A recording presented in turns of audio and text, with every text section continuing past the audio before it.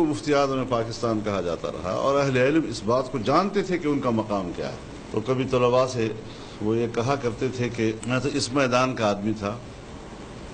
میں کہاں چلا گیا ہوں، اور کبھی یہ شعر پڑھتے تھے کہ عشق نے غالب نکما کر دیا،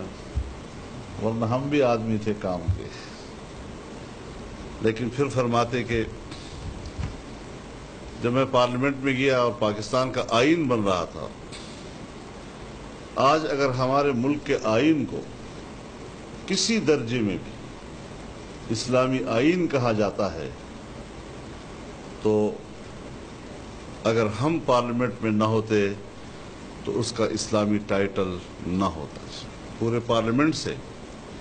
اس نقطۂ نظر کو دلائل کی بنیاد پر تسلیم کرانا، اور پھر ایک وقت آیا جب ملک میں ختم نبوت کی تحریک اٹھی اور گلی کوچوں میں گاؤں گاؤں میں لوگ میدان میں نکل آئے، تو پارلیمنٹ کو اور ذوالفقار علی بھٹو کی جماعت کو پارلیمنٹ کے اندر اس بات پر آمادہ کرنا اور قادیانی فرقے کے سربراہ کے ساتھ اور لاہوری فرقے کے سربراہ کے ساتھ پارلیمنٹ کے اندر مناظرہ کرنا، اور 13 دن تک وہ مناظرہ جاری رہا، اور دلائل کی بنیاد پر بے بس کر دیا ان کو۔ اور پارلیمنٹ کی تمام اکثریت وہ علماء کی تو نہیں تھی، یہ موضوع ان کا تو نہیں تھا، لیکن 13 دن تک وہ مباحثے کو سنتے رہے، ان کی جرح کو سنتے رہے، اور پھر ایک اتفاق رائے کے ساتھ یا یہ کہا جاتا ہے کہ سن 73 کا آئین متفقہ آئین ہے، اور یا جتنے ترامیم آج تک ہوئی ہیں 21 یا 22 ترامیم،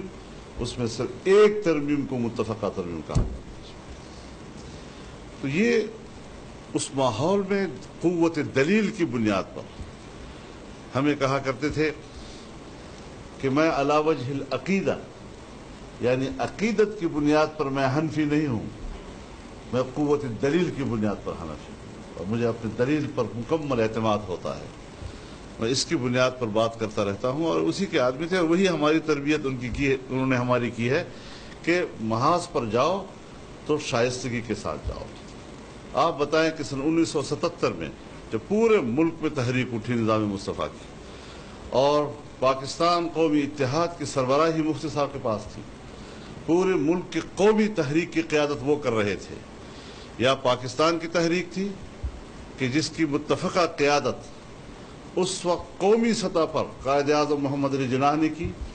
اور یا سن 1977 کی نظام مصطفیٰ کی تحریک تھی جو قومی سطح پر تھی، اور اس کی قیادت مولانا مفتی محمود نے کی۔ یہ پاکستان کی تاریخ کا حصہ ہے، اس کو اس تاریخ سے الگ نہیں کیا جا سکتا۔ تو اس میں کوئی شک نہیں ہے کہ انہوں نے اس کے باوجود شائستگی اور شرافت کو متعارف کرایا۔ انہوں نے جب بھی جلسے میں ان پر تنقید کی، یا جناب بھٹو یا بھٹو صاحب کا لفظ استعمال کرتے تھے، کبھی ہلکے الفاظ سے ان کو یاد نہیں کیا۔ آج کی سیاست کی طرح نہیں، اوے بھٹو شرم کرو، تمہیں شرم آنی چاہیے، یہ الفاظ نہیں تھے اس زمانے میں،